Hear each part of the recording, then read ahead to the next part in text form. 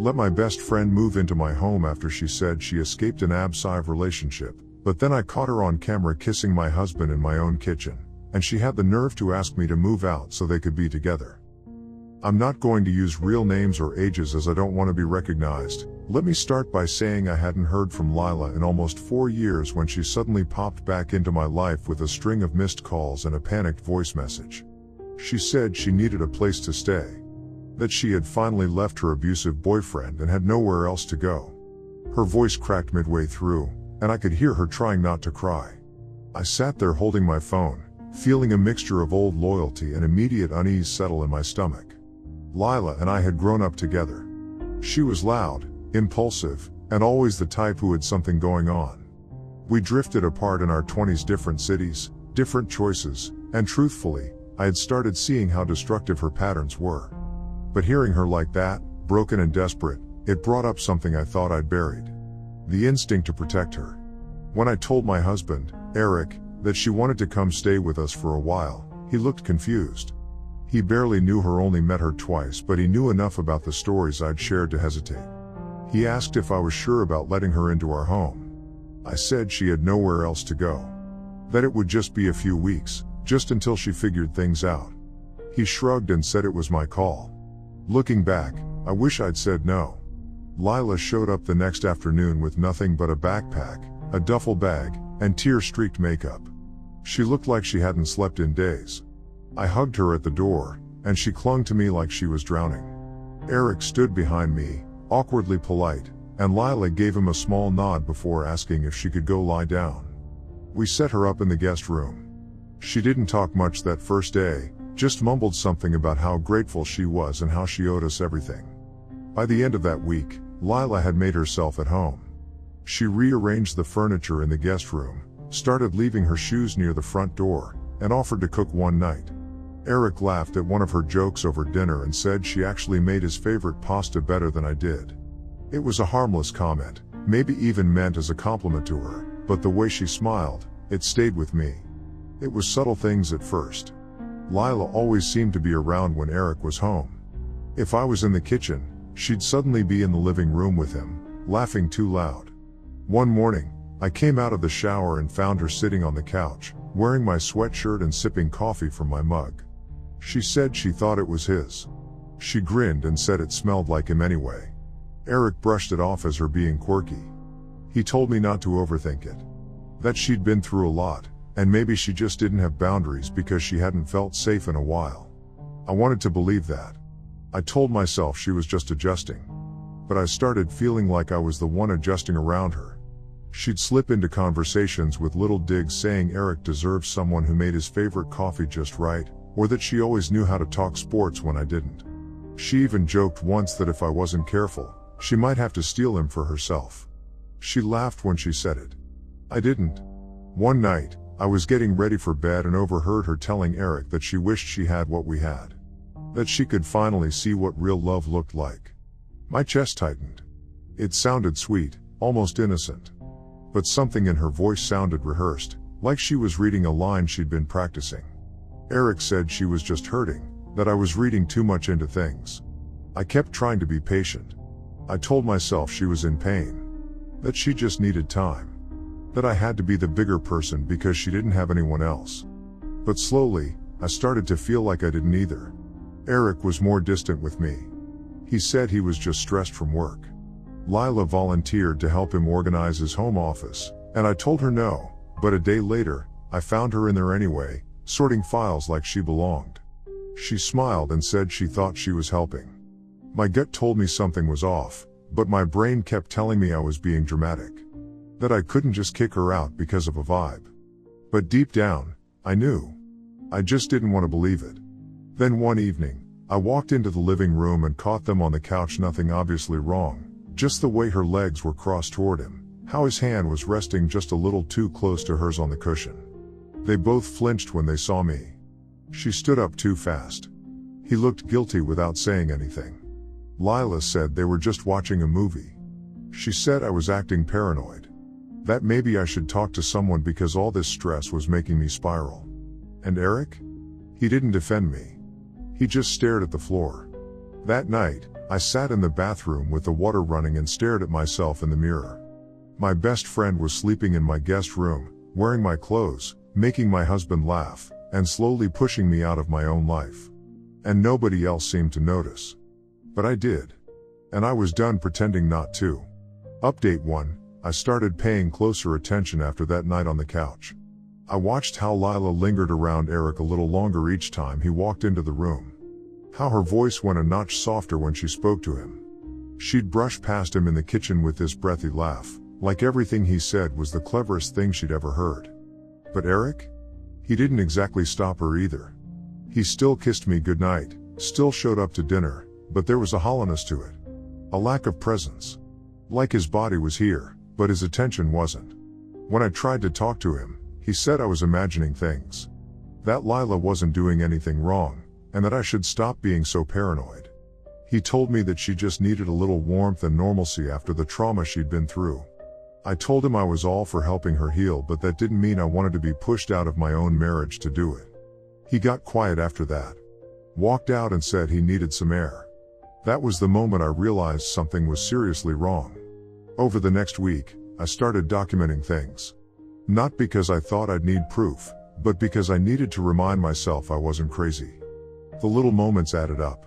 The inside jokes they suddenly shared that I wasn't a part of. The text notifications that he'd flip his phone over to hide. Lila leaving the house looking a little too polished for someone with no job, then coming back flushed and smiling. She started talking to me differently, too. More condescending. More like someone who knew something I didn't. She'd say things like, "Not everyone is cut out for long-term relationships," or, "Marriage is tricky, some people just pretend it works because they don't want to admit it's dead." Always with this smirk, like she was planting seeds and waiting for them to bloom. And yet, she kept saying how grateful she was to me. How I'd saved her. She called me her angel, her rock, her oldest friend. It made me sick to my stomach. The final straw was when I caught her in our bedroom. I'd come home early from a grocery run, and the house was quiet. I didn't hear the TV, didn't hear music, didn't even hear her usual humming in the kitchen.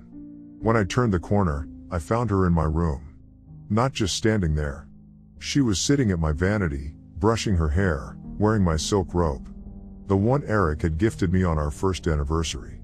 She looked startled for a second, but only for a second. She smiled and said she hoped I didn't mind, that she was just trying it on because it looked so soft. Said she always wondered how it felt. I asked her what she was doing in here at all. She just shrugged and said she was curious. That it was still just a house. I didn't answer her. I walked out, shut the bedroom door behind me, and went straight to the spare key drawer. That night, I put a lock on my bedroom door. When Eric asked why, I told him that if he couldn't protect our space from other people, I would do it myself. He looked at me like I was losing it. But I wasn't. I was finally starting to see clearly. A few days later, I decided to check the house cameras. We'd installed a few indoor motion-activated cameras years ago when we were traveling a lot, mostly just for peace of mind. I hadn't checked them in months, but something told me I needed to. There it was. Footage from the past few weeks. Moments when I wasn't home. Lila stepping out of the guest room in barely anything. Eric in the kitchen, shirtless, pouring wine at 2 in the afternoon. One clip showed her rubbing his shoulders as he stood at the sink. Another showed him pulling her in for a hug that lingered way too long. But the moment that broke me? It was just a few seconds. A kiss. Quick, but not accidental. Not friendly. Intimate. Familiar. I felt my throat close up. My ears started ringing. I didn't scream. I didn't cry. I backed away from the screen, sat on the couch, and stared into nothing for over an hour. That night, I told Eric I had to go visit my sister for a few days. I packed a bag and drove to a hotel instead. I needed space. Time to think. Time to decide whether I even wanted to fight for this anymore. Eric texted me the next morning asking if I was okay. I didn't reply. Lila sent a message too, said she hoped everything was alright and that she missed me. I didn't respond to that one either. Instead, I called a lawyer. I didn't know what I wanted yet. But I wanted to know my options. 2 days later, I went back home to find Lila waiting for me in the kitchen. Alone. She said she'd been hoping to talk to me privately. She asked if we could sit down and talk woman to woman. I almost laughed. But I nodded. We sat. And she said something that made my blood run cold. She told me that she and Eric were in love. That it had been building for a while. That it was real. She said she wanted to talk about how we could work this out peacefully. Then she said she had a plan. That maybe I could move out for a while. Maybe I could take some time for myself and let them figure things out. She was smiling while she said it. Like she genuinely believed I'd sit there and agree. I didn't say anything. Not yet. Because I was going to say something that would wipe that smirk off her face permanently. But I wanted to enjoy the look on her face when I did. She just sat there with that smug little tilt to her head, completely unaware that I already knew everything.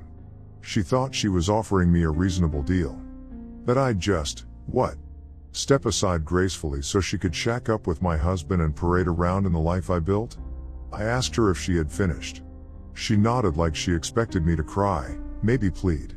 But I just stood up slowly, walked over to the kitchen counter, and opened the drawer where I had stashed the USB drive.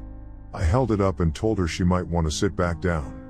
Because I had something to show her. She looked confused, but she didn't move. So I walked to the living room, turned on the TV, plugged the USB into the smart port, and started scrolling through the clips. At first, she tried to pretend she didn't recognize anything. She sat rigid on the couch, staring at the screen like she was watching a boring documentary. But then the footage from the hallway came on. The one where she came out of the guest room in nothing but Eric's shirt, twirling her hair like a schoolgirl, then heading into the kitchen to kiss my husband while he leaned against the counter, drinking coffee. That's when she stood up. I told her to sit back down. She didn't. She stood there breathing heavily, hands slightly shaking. I paused the video and asked her how long it had been going on. She didn't answer. So I asked again, was it from the beginning? Was it all just a setup? She said it wasn't what I thought. That she and Eric just got close. That it wasn't about betrayal, it was about timing and emotions, and confusing feelings. She said maybe I hadn't realized how distant Eric and I had become. I told her to cut the therapy speak and own what she did. I reminded her I was the one who offered her a place to stay. I was the one who defended her when people questioned her story. And she repaid me by crawling into bed with my husband. She tried to apologize. I told her I didn't want her apologies, I wanted her gone. That was when she got defensive. She said she was tired of pretending. That Eric was the one who pursued her, that they had a connection I could never understand. She said maybe this was fate. Maybe I was just in the way. I almost laughed. She really believed that, didn't she? So I told her something I'd been saving. I told her Eric didn't know I had the footage yet. That he had no idea I'd found out days ago. That I had already hired a lawyer. That everything was being documented and lined up. Her face went pale.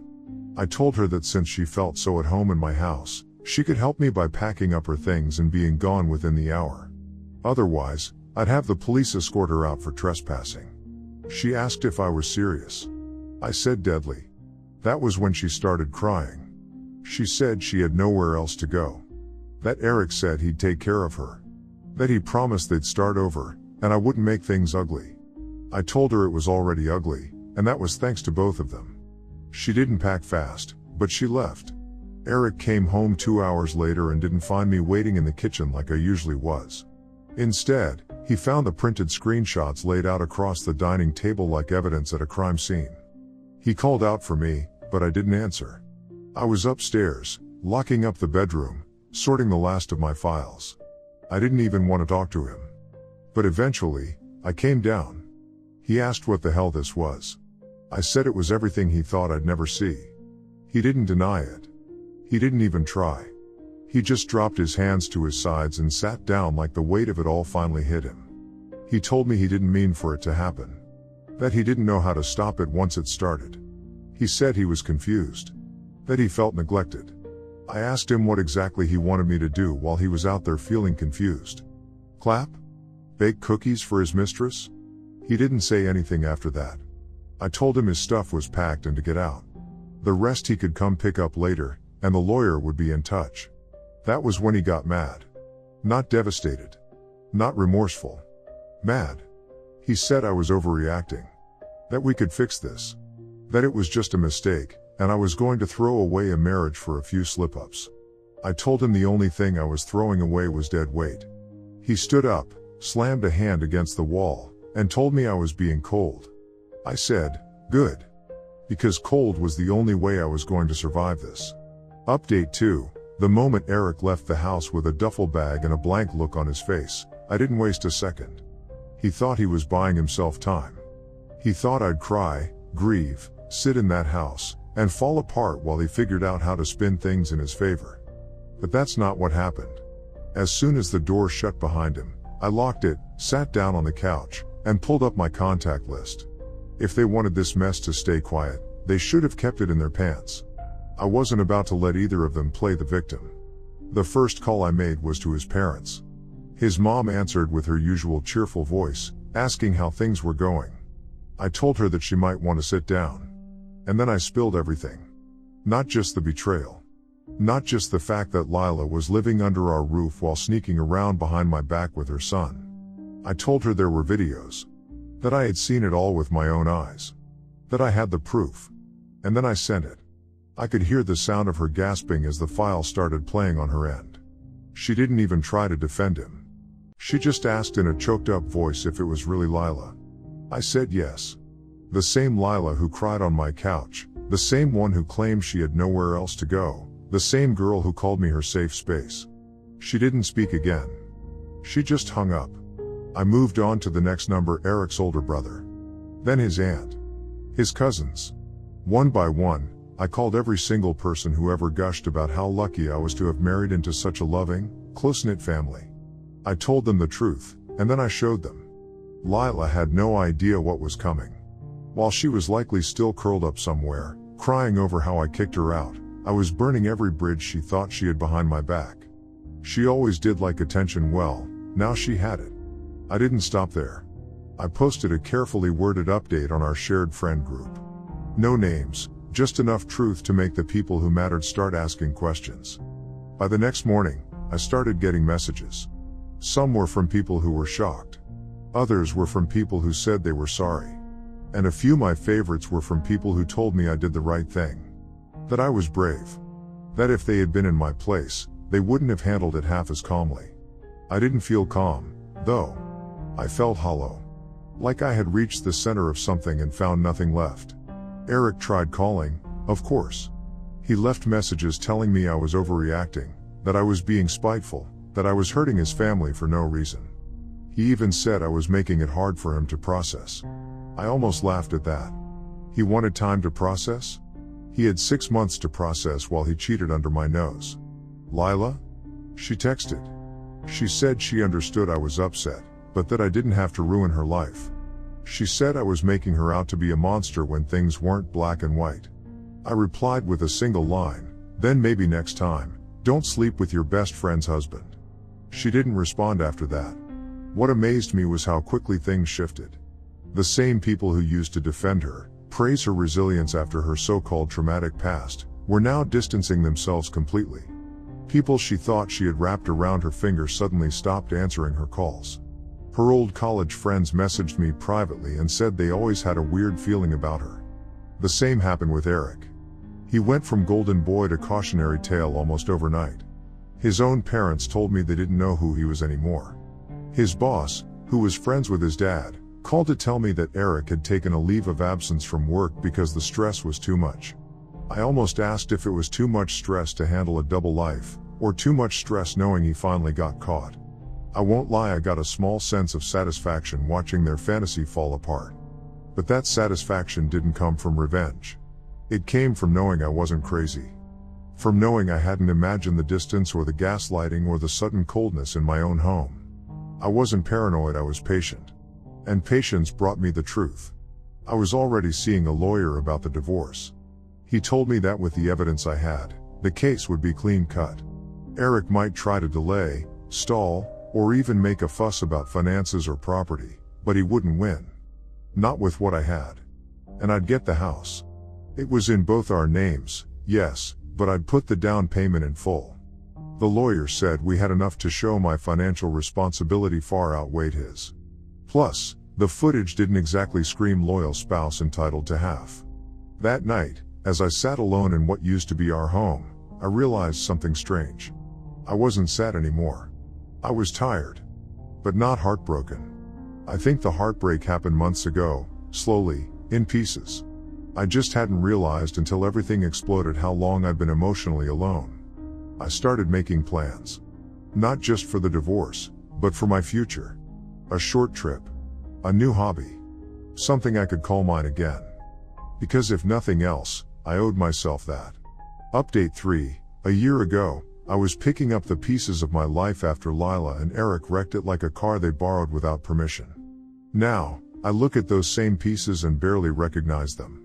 Not because I put them back the same way, but because I built something completely different from scratch. Stronger. Better. Real. The divorce went through without much delay. Eric tried to stall it at first, tried whining about how I embarrassed him, how I ruined his life, how no one looked at him the same anymore. But his complaints fell flat in court when we submitted the video of him and Lila practically confessing their delusions of building a life together without even waiting for the ink on our marriage license to dry. My lawyer didn't even have to try that hard. We had everything. The texts. The footage. The receipts, both literal and metaphorical. I got the house. The car. A modest settlement. Honestly, I would have walked away with nothing just to be done with him.